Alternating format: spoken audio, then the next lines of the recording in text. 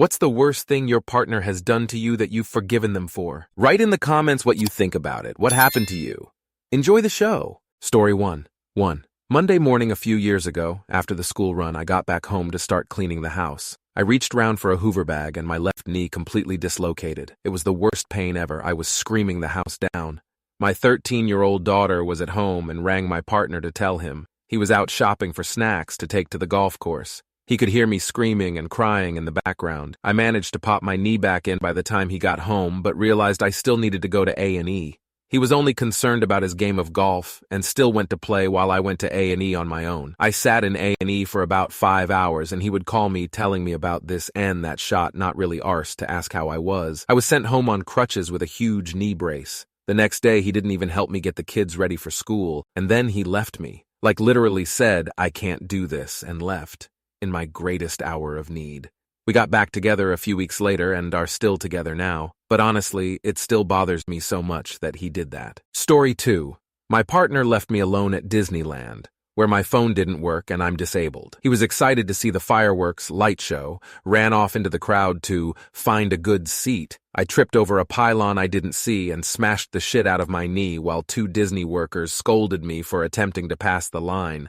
I didn't see, and he had just vaulted over to ditch me. Sat my ass down at the back of the crowd for half an hour before his mom found me instead.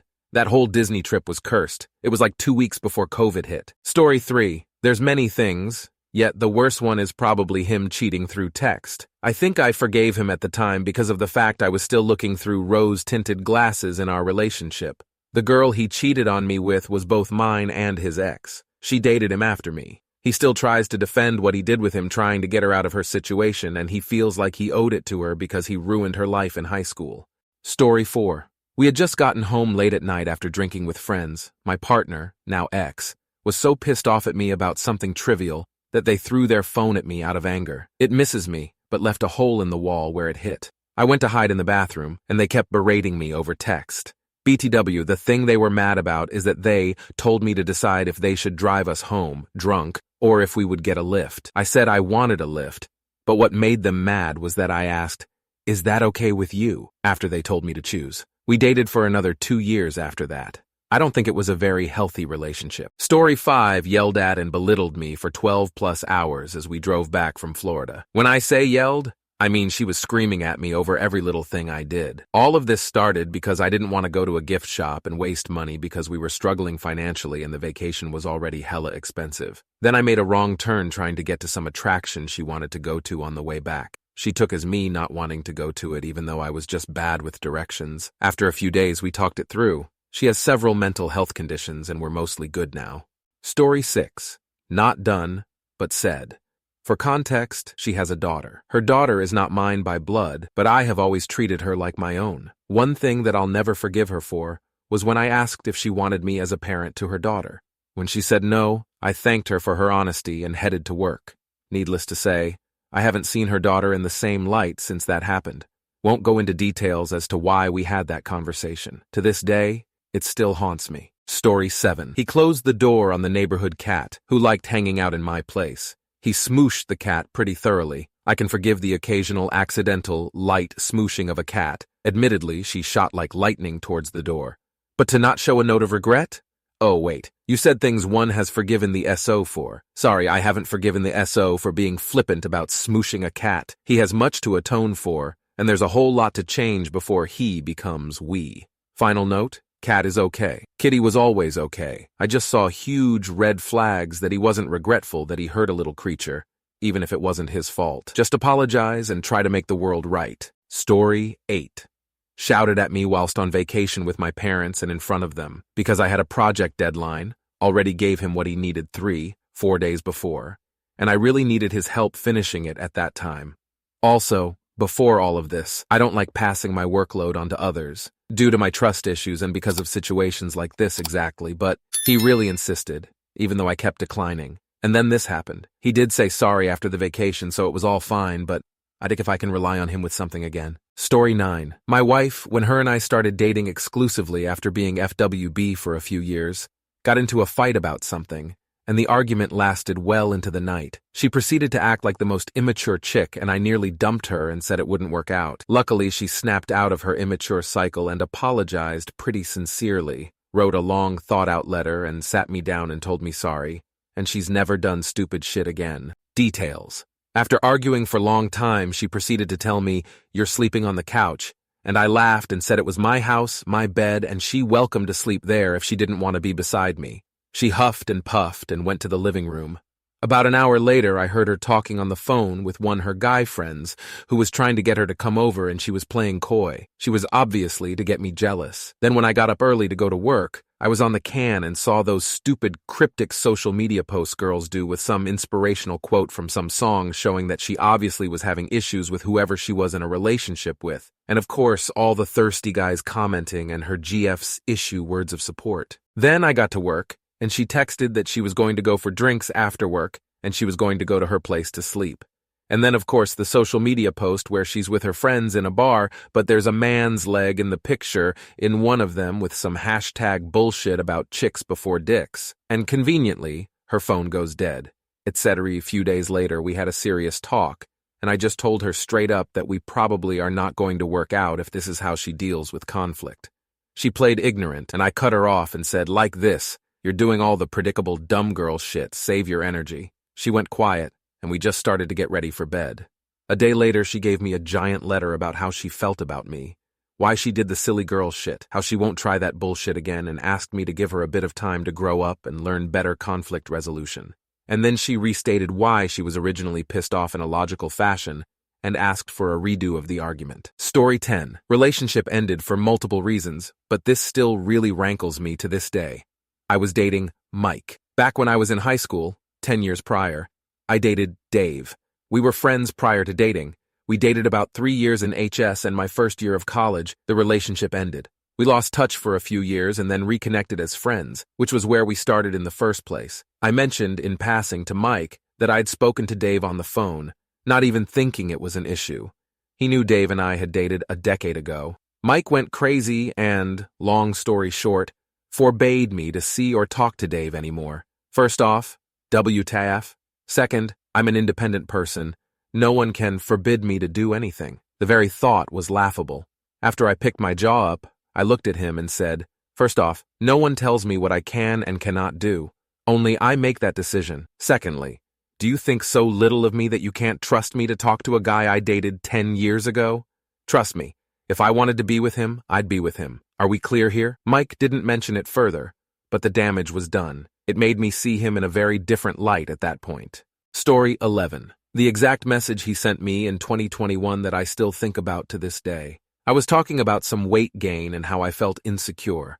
The birth control doesn't continually make you gain weight, though that's not how it works. I looked into it. Listen, I love you, but there has to be a point where you have to stop yourself. You can't just keep gaining more and more weight and just letting it happen. Right now, you're completely fine, and even if you gain 10 or 15 more pounds, who cares? My point is, if you're reaching almost 200 pounds, are you just going to let it continue to get worse and worse? That's what I'm trying to get at here. Story 12. I asked him to hold my hand when we walked through a large crowd of people in a strange place in a foreign country. He knew I was insecure because I asked him for this help 3 times. Instead, he decided he would just walk 6, 8 feet behind me and yell out, "Left, right, left," etc., to direct me towards the correct elevators. I felt humiliated. Everyone was staring at me, and I wanted to sink through the floor. All I wanted was for him to gently guide me by holding my hand, and he does this instead, making me the center of unwanted attention as I walk in confusion trying to find my way. I know it sounds like a very small thing.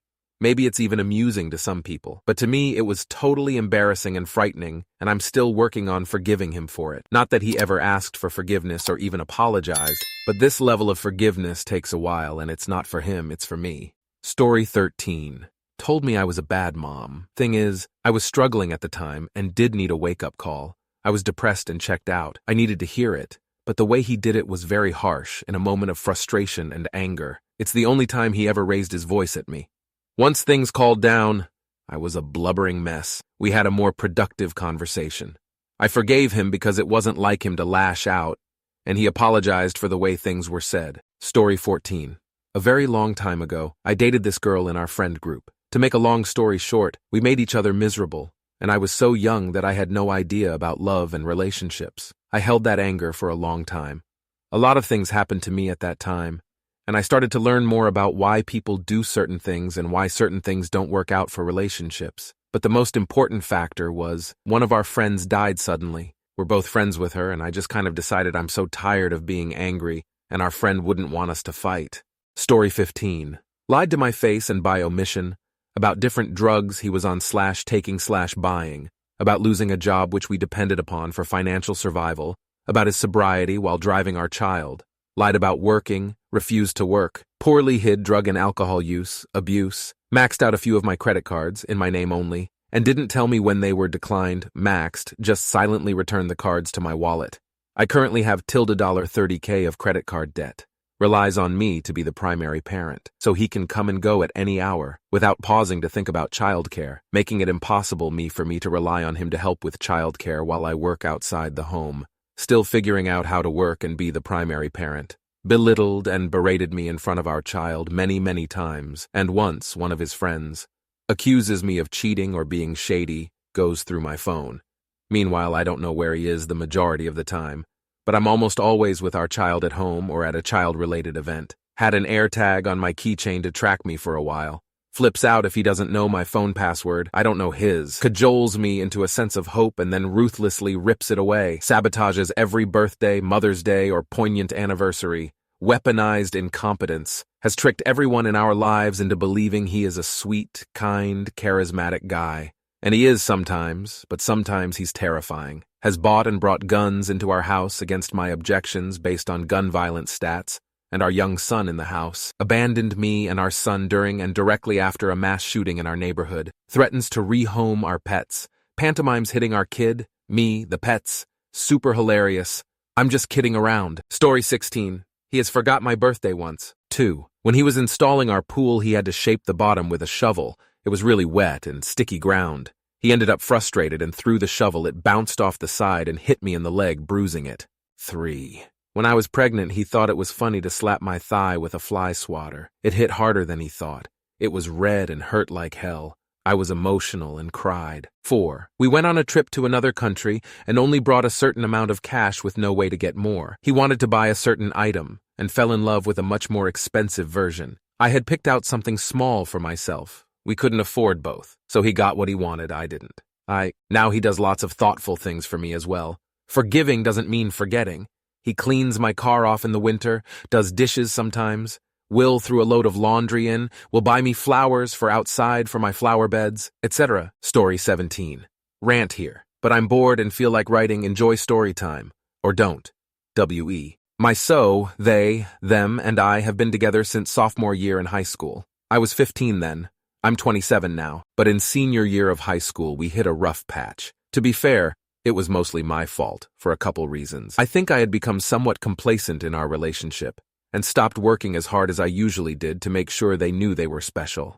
They started complaining to me that I'm not trying anymore. From my perspective, I was really stressed out because I had a dishwashing job after school that started getting toxic towards me.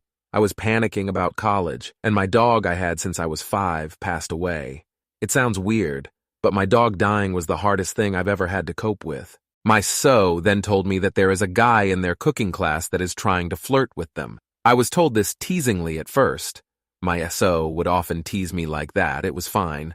But I started to get annoyed about it because I was hearing about it more and more often, to the point where I actually confronted him in the hall one day to back the fuck off. I literally almost punched him because I could see in his eyes he wasn't going to listen. This is very unlike me. But I think senior year was my moody year. Usually I'm problematically passive.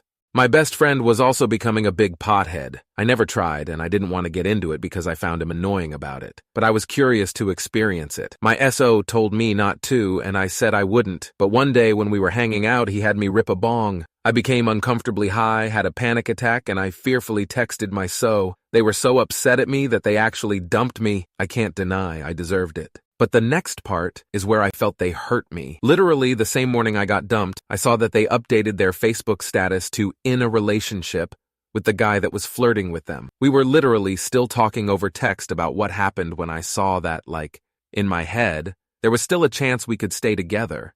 Nothing was resolved at all. I kind of freaked out on them when I saw it and got blocked. Of course, I then started hearing from people I knew that were in the same cooking class that they were flirting with each other with a lot of back and forth regularly. I went a little nuts over it. I saw the guy in the hall a few days later, and if it was hard not to punch him before, it was harder now. Luckily, I had a moment of clarity while I was confronting him where I realized what a loser I was sounding like. I finally said fuck it and tried to move on. I'm very proud of myself for not fighting him. That being said, I really missed them for a long, long time. It was weird because on one hand I could see how I was really losing myself that year, but on the other, I felt betrayed. Towards the end of the year, things started to settle. I was in a better headspace, back to my normal, but I felt the most alone I had ever been. My sister, who was very important to me, also left for college that year, so between that, my dog dying, my SO leaving me, and my best friend becoming an insufferable druggie, I had no support system anymore. Suddenly, one day my ex unblocked me from Facebook. They messaged me saying that life was better with me. I agreed. It's hard to explain, but it really felt like we were naturally in sync with each other without ever trying. Just always on the same page, except for that bad period. IDK what even happened, but we got together very, very quickly. I then learned that guy they got with was dumped slightly after we got back together. It made me really uncomfortable, but I have to admit it felt weirdly good to serve it back at him. Apparently he didn't even do anything wrong. It just didn't feel like a match. I was kind of nervous from how he would give me eye daggers for the rest of the year, but I felt beyond lucky that things were feeling normal again. Anyways, that's my rant. My SO dumped me like a sinking ship and climbed aboard the nearest raft. But to be fair, I was also being a sinking ship. They forgave me for having a shitty attitude that year, and I found it within myself to understand why they did what they did in response. Now we are closer than ever. Story 18. So I moved hours away to be with my ex. He's never met my family because I had a terrible relationship and didn't talk to them anyways. Sadly, my cousin passed away, and I needed to drive home for the funeral, so my ex came with me. I could tell something was off, but he met my family for the first time. It was a rough day. We drove home in complete silence. We get back. He lays in the main room and is acting away, so I pushed what was wrong. He told me he didn't love me since we moved in together. I forgave him because I was so embarrassed and couldn't move back home after that. Story 19. Emotional abuse. Took a while. Years and a lot of therapy, but I came to a place where I felt that I was ready to move on, and he reached out and said he was working on himself and wanted to apologize. I felt like I couldn't move on without forgiving him, and I was ready to. It wasn't at all easy, and there's still a lot for me to work through in therapy, but there's a big weight that's been lifted off me now, and I do hope he's actually working on himself. Thank you very much for watching. If you liked the video, like it, be sure to write comments, and share your stories.